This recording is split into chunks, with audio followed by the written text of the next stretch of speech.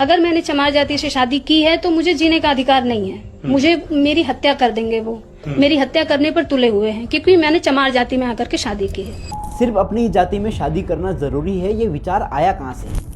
मनुस्मृति का अध्याय 3 श्लोक 5 से 12 देखो।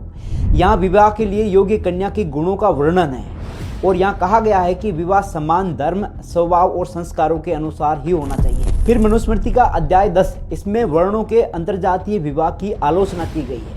विशेषकर उच्च वर्ण की महिलाओं का निम्न वर्ण के पुरुषों के साथ विवाह करना अनुचित माना गया है। यहाँ से मनुस्मृति में ये गंध लिख तो दी गई, लेकिन ये गंदगी समाज में फैलाया कौन?